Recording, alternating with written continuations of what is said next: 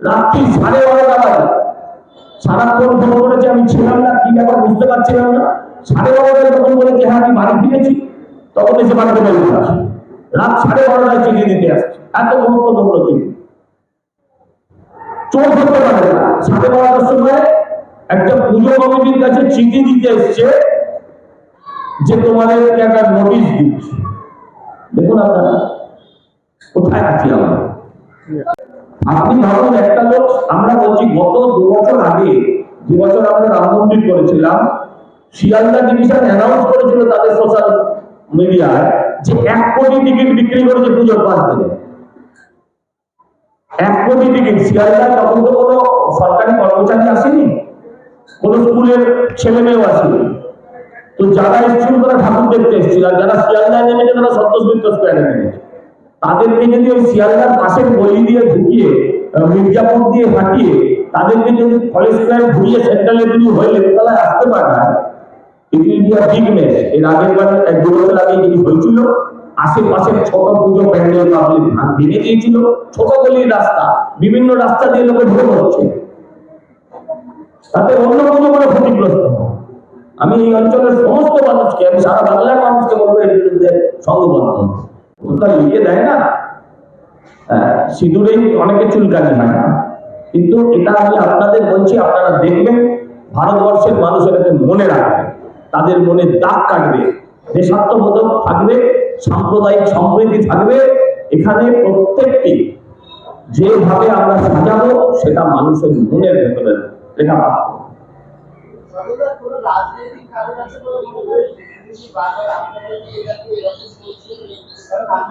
আমি রাজনৈতিক উত্তরটা এই মঞ্চ থেকে বেরিয়ে দেব, কিন্তু বৈমাতৃসুলভ আচরণ আছে আমি বলবো।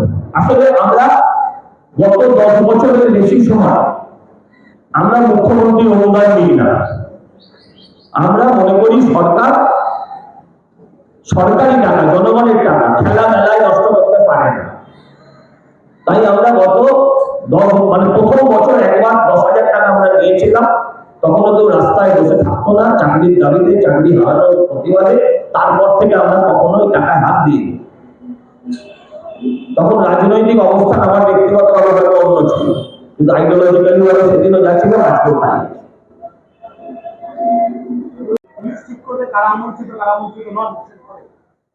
আমরা কাউকে নিমন্ত্রণ করবো না, হয়ে গেল। আমরা কাউকে নিমন্ত্রণ করবো না। যে আসবে আমার কাছে সবাই ভিডিও। আমার কাছে প্রত্যেকটি দর্শক যাদের আশীর্বাদে একটা পুজো সফল বা ব্যর্থ হয়, আমার কাছে প্রত্যেকে ভিডিও।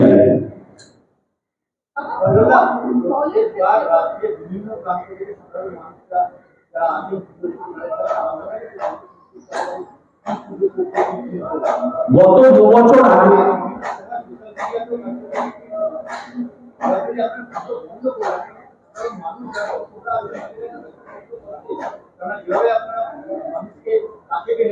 এটা পুলিশকে বলতে হবে, আমাদের কেন বলছে? এটা পুলিশকে বলতে হবে। প্রতিদিন রাত্রিবেলা এসে আমাদের পুলিশের সাথে কেন মিটিং করতে হবে এভরিডে? এটা আমাদের পক্ষে সম্ভব নয়। এটা আমাদের পক্ষে সম্ভব নয়। প্রতিদিন আমাকে ওসিকে বোঝাতে হয় যে কোথা দিয়ে ঢুকবো, কোথা দিয়ে বেরোবো। রোজ একই জিনিস, একই চ্যাপ্টার পড়ে যাচ্ছে, মাথায় ঢুকছে না। এভাবে সম্ভব নয়। পুজো কমিটির তার নিজস্ব কিছু দায়বদ্ধতা আছে। আমাদের মাঠে একটা বিপদ ঘটলে, দুর্ভাগ্যজনক কোনো ঘটনা ঘটলে আমরা তার নৈতিক জায়গায় এড়াতে পারি না, সেটুকু বোধ বুদ্ধি আমাদের আছে। কিন্তু আমরা বুঝতে পারছি পুলিশ যেভাবে করতে চাইছে তাতে করে একটা সমস্যা ঘটবে, এবং সেই সমস্যার দায় আমাদের ঘরে চাপিয়ে দেওয়া ষড়যন্ত্র।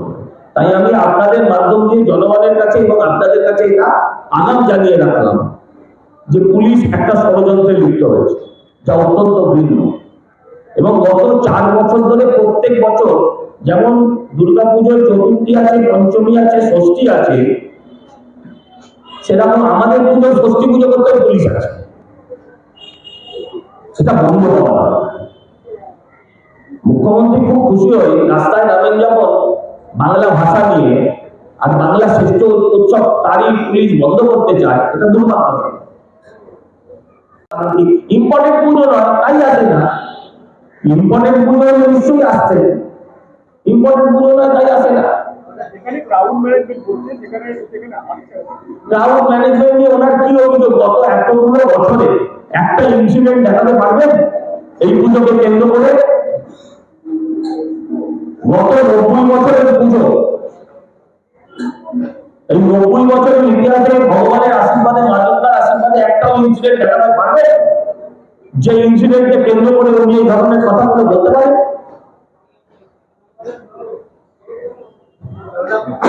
এরাই তো পয়সা দেয়। আমাদের তো আর ওই ব্যবস্থাটা নেই যে কাউকে ফোন করলাম, মন্ত্রী চলে গেল, পুজো উঠে গেল, এমন তো আমাদের ব্যবস্থা নেই। আমাদের পুজো আদি অনন্তকাল ধরে চলে আসছে। প্রদীপ ঘোষের হাত দিয়ে চলতো, এখন গৌতম রায়ের হাত দিয়েও চলছে সেই পুজো। সভাপতি পাল্টেছে, পুজোর ধারা একই আছে। আমাদের তো এমন নয় যে মন্ত্রী জেলে পুজো গেলে উঠে। আমরা পুজো করি না, আমরা মানুষের কাছ থেকে চেয়ে পুজো করি, কোম্পানিগুলোর কাছে চেয়ে পুজো করি, তাদের হাতে পায়ে ধরে পুজো করি। আমরা শুধু পুজো করি না, আমরা এলাকার 8টা পুজো কমিটিকে আমরা 50,000 টাকা করে কন্ট্রিবিউট করি। এই এলাকার আমরা বড় সিনিয়র বাড়ির অভিভাবক বলে যেমন হয়, সেরকম 8টা পুজো হয়, দুর্গা পুজো, দলমত নির্বিশেষে সমস্ত পুজোকে আমরা কন্ট্রিবিউট করি। আমরা এলাকার 1200 ছাত্রছাত্রীকে আমরা 1000 টাকা করে কেজি টু পিজি স্কলারশিপ দিই। কেজি টু পিজি স্কলারশিপ মানে যা করছো তুমি এই স্কলারশিপটা যদি অ্যাপ্লাই করো পাবে। 1200 ছেলে মেয়ে পায় প্রত্যেক বছর। এখানকার একটা অনাথ আশ্রম আছে, তাকে আমরা প্রতি বছর 1 লাখ টাকা করে দিই এবং এটা দিয়েই আসছি। এবং এছাড়া আরো কাকে কত দিন সেটা বলতে গেলে দিন শেষ হয়ে যাবে। এগুলো এই জনতা থেকে চেয়ে চিনতে নেওয়া, কর্পোরেট থেকে জোগাড় করে নেওয়া টাকা থেকেই হয়। যদি সেগুলো বন্ধ হয়, পুজোর সাথে ওগুলো বন্ধ হয়। 2022 সালে পুজোর ছিল বন্ধ ছিল, এবার পুজোর অনেকটা আগে থাকতে আপনাদেরকে 3বার নোটিশ অলরেডি দিয়েছে। সাধারণ মানুষের তো শেষ বয়স কলেজে বলে হাইকোর্ট, এবার তাই আপনাদের জন্য এখনো ডিসিশন নিয়ে, কিন্তু মানুষের তো শেষ জায়গাটা ওটাই থাকে। এইভাবে যদি চলতে থাকে, পুলিশ যদি নিজেকে না বদলায়, আমাদের ওই পথে নিতে হবে। কিন্তু পুজোকে কেন্দ্র করে মামলায় যাব, আমরা তো হিন্দু, আমরা তো বাঙালি, পুজোটা আমাদের কাছে সেন্টিমেন্ট, একটা ভালোবাসা, আমরা এটা চাই না। কিন্তু সরকার কি চায় সেটা তো আমি জানি না। পুলিশ মামলা করে পুজোর পরে, পুলিশ প্রতিবার একটা করে মামলা করে নিজেদের বাঁচাতে, কিন্তু সেই মামলার কোনো ফলো আপ হয় না, সেই মামলার কোনো সমন আসে না, সেই মামলায় কেউ ইনফরমেশনে রাখে না, সেই মামলা নিয়ে কেউ কোনোদিন উচ্চবাচ্য করে না। সেই মামলার কি গতি হয় আমাদেরও জানা নেই। এরকম একটা মামলা করে যাতে এরা একটা চিঠিতে উল্লেখ করতে পারে কোন ইনসিডেন্ট দেখা, স্পেসিফিক ইনসিডেন্টের কারণে তারা মামলা করে। আমি আপনাদের মাধ্যম দিয়ে আবেদন করব যে যেন এই পুজোকে সুস্থ, স্বাভাবিক, সুষ্ঠুভাবে হতে দেওয়া হয়।